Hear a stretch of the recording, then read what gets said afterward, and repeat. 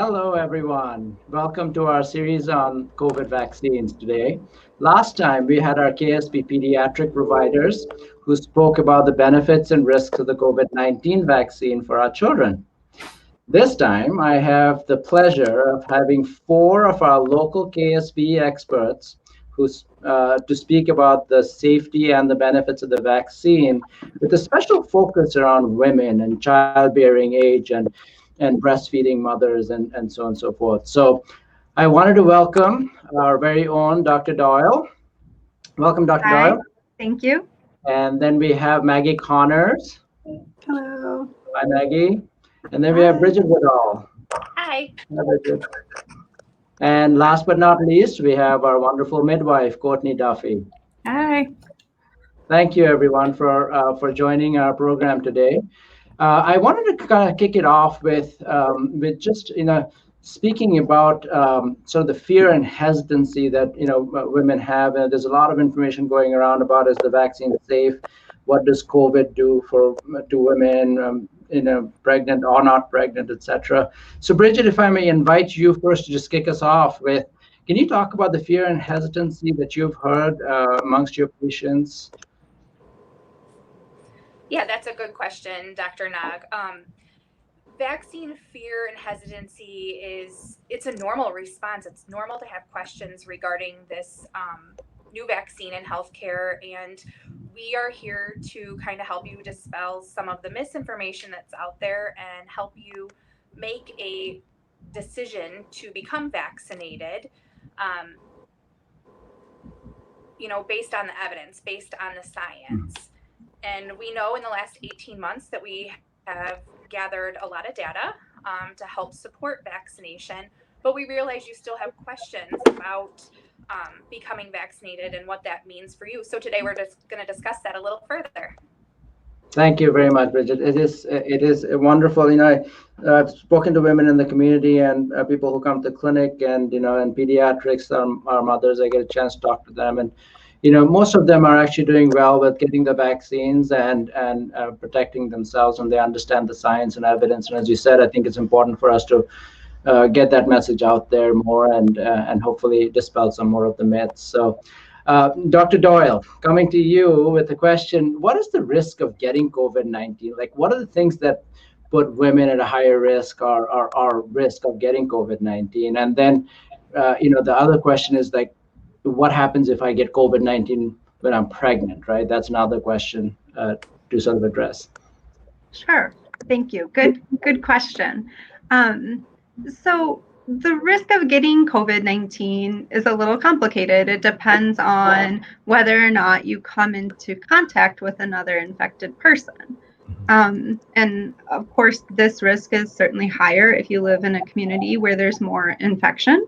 And a lot of it depends on what you do for a living and what you're out and about doing. So certainly our patients that work in healthcare or school or another high contact setting like a restaurant are definitely a little bit more at risk just because they have the increased exposure.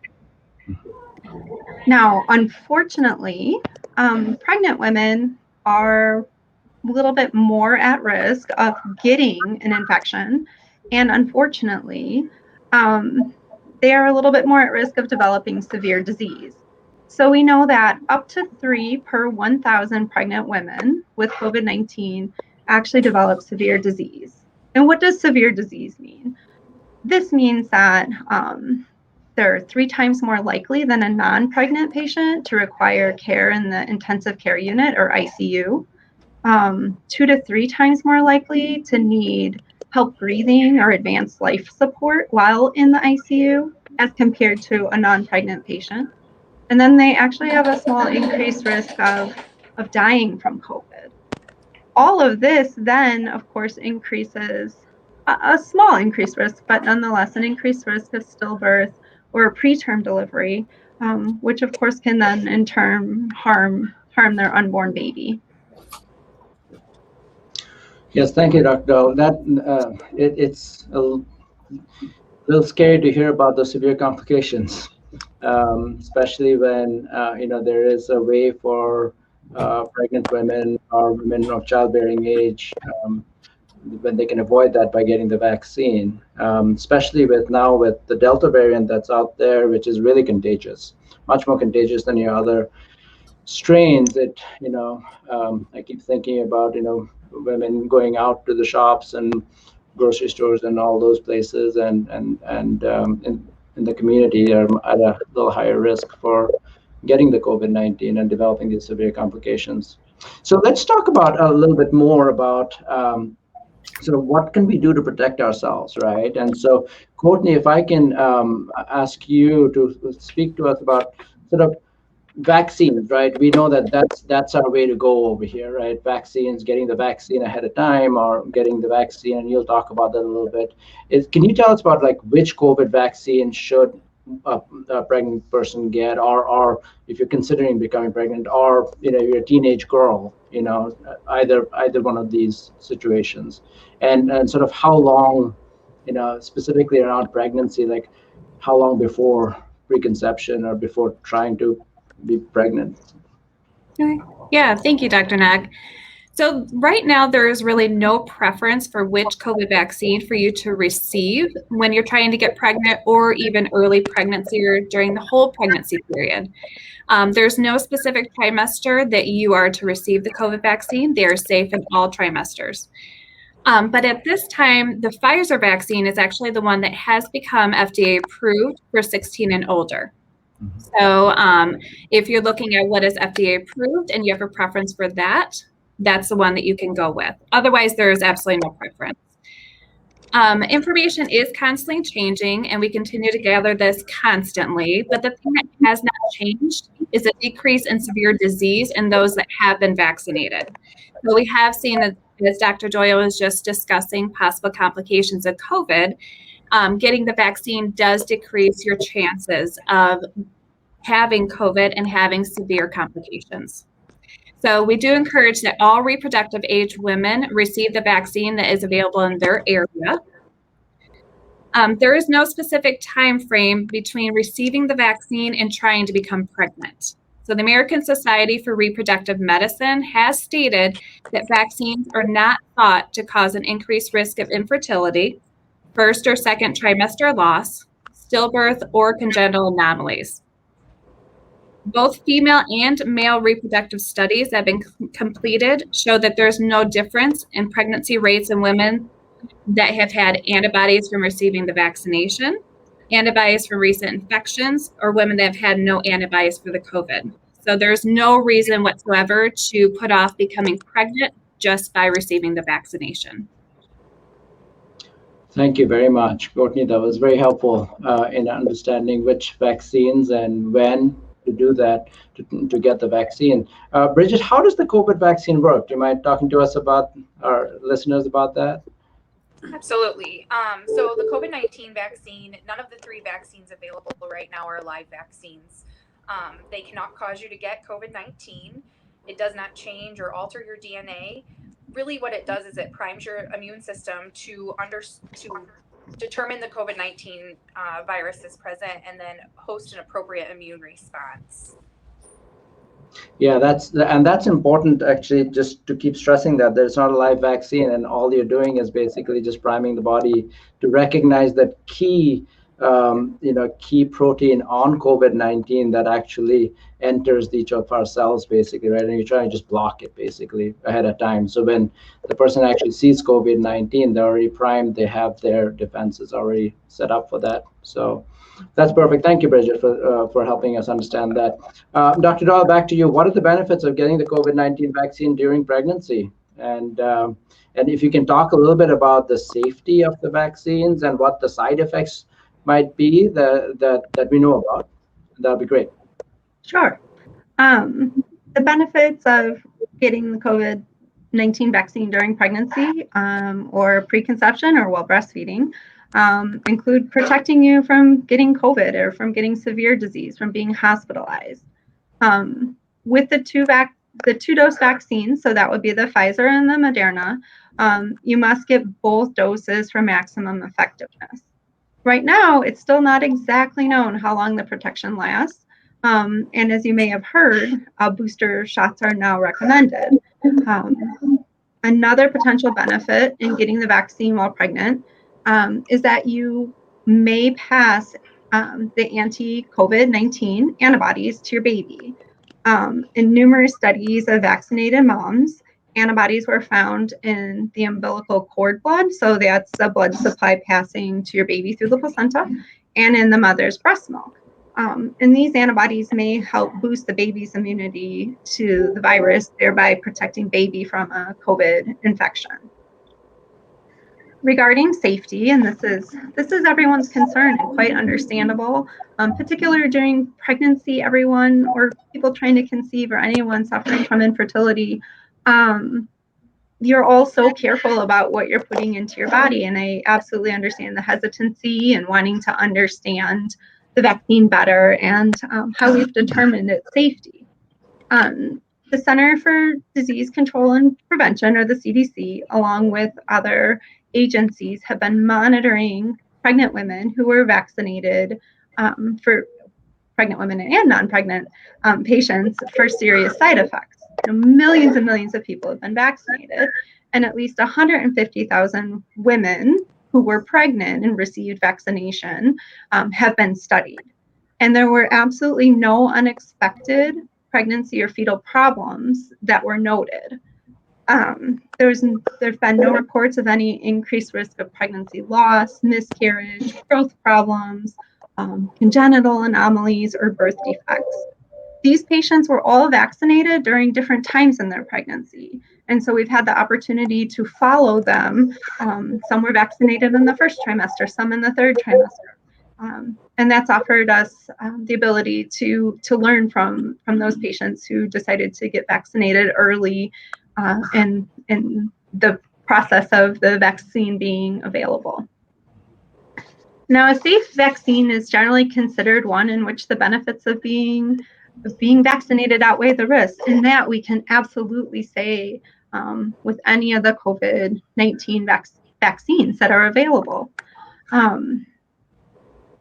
I think we talked about how the vaccinations work already, and we know that the risks of getting COVID in pregnancy are elevated as compared to those patients who are not pregnant. And I think I failed to mention that there's particular pregnant patients who are at an even higher risk of complications from COVID in pregnancy. And those are patients with pre-existing health conditions such as obesity, diabetes, heart disorders, our older pregnant patients, as well as women of color. And those patients have an increased risk of severe disease and death. And I would like to share that this is not just our opinion on recommendations for the COVID-19 vaccine in pregnancy and for breastfeeding and preconception, but particularly these recommendations are coming from the American College of Obstetrics and Gynecology, also known as ACOG, and the Society for Maternal Fetal Medicine, or SMFM. And these are the two leading organizations in our country that represent specialists in obstetrics care and the management of high-risk pregnancies. And both societies are enthusiastically recommending that all pregnant individuals be vaccinated against COVID-19. Thank you, Dr. Dahl. It makes me feel safer knowing that, there's been so many women who have already got the vaccine, right, and have not had any side effects during their pregnancy and after and or before and through breastfeeding. So that's really wonderful. Thank you for sharing those numbers and what the different societies are saying about getting the vaccines. Can you touch a little bit on what are the side effects that someone who has the vaccine can expect? Sure. And like any vaccine, and most of our patients actually get their flu vaccination in pregnancy, as well as their pertussis or whooping cough vaccine in pregnancy. And like any other vaccine, the COVID-19 vaccines can cause some kind of yucky feelings. Patients may have some side effects in the first few days after being vaccinated. And this can just be kind of moderate fever, headache, muscle aches, joint pain. Those side effects can be worse after the second dose of the 2-dose regimens. We do know that a very high fever in the first trimester of pregnancy can be detrimental to the pregnancy, but we're not recommending that patients avoid the vaccine in the first trimester. Rather, if you do develop a fever, just controlling that fever with Tylenol or acetaminophen, which we know is also safe in pregnancy. Thank you very much. And I know there's the other general, most women I think are getting just like a local reaction, like it's sore in the arm and little redness for most of us, and thanks for sharing those other side effects. Sure. If you don't mind helping us understand a little bit more around the safety of women receiving the COVID-19 vaccine while trying to conceive, I just want to kind of highlight that a little bit more for our listeners. Okay. So absolutely. We all know that trying to have a baby is a very scary and exciting time. And unfortunately with COVID in the last couple of years, it's also made a very stressful time. So all of the research that has been coming out has shown that it's very safe to receive the vaccine while you're trying to become pregnant. The vaccine, I just want to kind of talk a little bit more on how the vaccine works as far as it allows our body's own cells to help create antibodies against COVID-19. So the vaccine is not entering our DNA, so it's unable to cause any type of genetic mutations. So it doesn't interact with anything in your body that can cause infertility or even an infection. So it cannot cause you to have COVID-19. So we've seen that these women that have become pregnant while receiving either the vaccine, that their outcomes have all become similar to those unvaccinated, which means that during pregnancy, there's been no problems with their pregnancy. There's been no problems with the fetus, the baby, the development of the placenta. So everything that has come out has shown that vaccination with COVID-19 vaccines are very safe during trying to become pregnant in early pregnancy. And I also want to talk about, I know this is all about females today, but it also has shown that it has not affected male infertility either. So everything that has shown that males that have received the vaccination while trying to have a baby with their partner, that there's been absolutely no problems with that. So we do believe that it's very safe to receive the vaccination while trying to have a baby. Thank you, Courtney, and I'm glad you highlighted that section on the safety for the man too, because it takes two to make a baby, right? So that's awesome. Yep. We forget that sometimes, but thank you. And then, Courtney, will any of the COVID vaccines actually cause changes to a young girl or woman's menstrual cycle or ovulation? I've heard some of the teenage girls not getting it because they're scared about that. So that's why I kind of asked that question. So we have not seen anything that has been causing problems to their menstrual cycle or their ovulation. A lot of things can cause changes to your menstrual cycle, and that includes, one of them is stress. And so if you're stressing about the COVID-19, about wearing masks in public, being around sick people, even getting the vaccine, that can cause a change to your menstrual cycle. Anything that causes a changes in your schedule, problems with sleep, changes in diet and exercise, that can cause problems. So we feel like sometimes we're kind of quick to be like, okay, I got a vaccine, that's what caused it, but we have to look into other issues that have been going on with women at the same time. Even becoming sick with COVID-19 can cause a change in your menstrual cycle. But receiving the vaccination, nor being around anybody that has received the vaccination, is going to cause any type of changes to your menstrual or ovulation cycle. That's great to know. That's thank you for sharing that information. The next few questions, I want to talk about a little bit, sort of go back up a little bit, talking about sort of how to protect the infant and the family in general, even if we sort of decide not to get vaccinated, and then focus a little bit more on breastfeeding mothers and milk supply and so on and so forth. So, Bridget, coming back to you real quick, how would you suggest that women can protect their infant and their family, and a little focus around even after our attempts to dispel the myths that we're trying to do over here and talk about the safety, some women might not want to still get vaccinated. So just kind of putting that together. Yeah, I think that it's important to recognize not only the safety to the breastfeeding child or the infant in the home, but also the other children in the home that are not able to be vaccinated because they are not approved for children as of yet. And the way that we often protect each other is by getting vaccines and eliminating the risk of spread of COVID-19 in the home. Now, we understand that there are people that are going to make a decision not to become vaccinated. And another thought to, give some level of protection for that infant is to ask other family members to become vaccinated, including visitors, grandparents, anybody that would be visiting the house with the infant there. We definitely think that we have to take care of the children in this sense, whether it be an infant or even a school age child. Yeah, thank you. And not to forget this general practice of hand washing and keeping the mask on if you're not vaccinated and touching Absolutely. the baby. So, right. So thank you for that. And Maggie, I just wanted to ask you a couple of questions about lactating women. Can you talk to me about what should they get the COVID-19 vaccine, and if they do, will the vaccine protect the baby? Yeah, so we know, just to piggyback on everyone, we know that people who have been recently pregnant and people who are lactating, they are at increased risk for a more severe disease. And that severe disease, again, is hospitalizations, intensive care stays, needing breathing assistance, and in the worst case, even death. So we know clinically and biologically that it's unlikely to pose any risk to a breastfeeding child. And as far as if you can breastfeed your baby immediately after you get the vaccine, absolutely. There's no need to supplement. There's no need to pump and dump.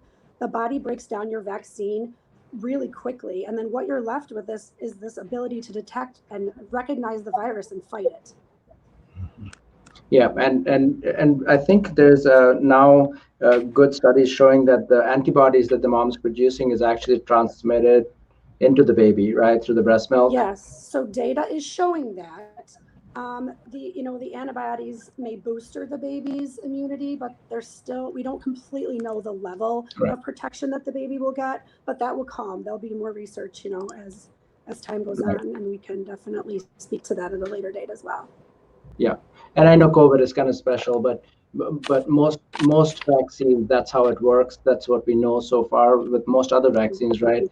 That breastfeeding really does protect the babies against those viruses, basically. So we hope the same kind of data will come out. But I guess the point, though, is that there's no harm, right? Would you agree that there's no harm really in breastfeeding? No. Evidence has not shown that there's any harm and that the breastfeeding is not at any increase for any severe outcomes. That's the great. Other thing is, I was just going to ask you one other follow-up question on that. I've heard, some women talk about basically, will it affect my milk supply if I get the COVID vaccine? And what would you tell them? Did you ask about the milk supply? Sorry. Yeah. Do you think the COVID vaccine does not affect your milk supply, however, but what I can say is that the physical stress of severe illness, if you were to become infected with the COVID-19 virus, could significantly impact your milk supply. And that is a good point. That is a very good point, which is why we always, encourage our moms to get their vaccines, basically, because the stress of the illness will cause worse outcomes. All right, just to wrap this up, thank you, everyone. Bridget, just going back to you real quick. Some of our moms and our younger ladies who are listening about the program might want to go look for information, and there's a lot of information out there. And if I Google, where would you kind of recommend that our listeners can go and get some more good information? Yeah, absolutely. We're hearing questions from women every day in the office while we take care of our patients. And so, coming to us is a great place to start. Following up with your primary care physician, questions for your pediatrician. Those are all trusted healthcare providers that give you recommendations based on, our leading organizations. And some of those, if you want to reference those or look those up online, would be, as Dr. Doyle mentioned, ACOG. the American College of Obstetrics and Gynecology, and with that, the Society of Maternal Fetal Medicine, the American Academy of Pediatrics endorses, along with the American College of Nurse Midwives, and the Nurse Practitioners in Women's Health. You know, right now what we're running into online is a lot of misinformation, and so, you know, we want to help you sort that out and help you make an educated decision on vaccine, and in doing so, eliminating your risk for severe disease. So, you know, I think that we'd be happy to help. Thank you very much, and thanks to all four of you. You are tirelessly working in our community at KSB, helping all our women and young women and all women of every age. So, with every single thing you do, thank you very much, and thank you for joining the program. And have a great day. Thank you. You as well. Thanks for having us. Thank you. Thank you. Thank you.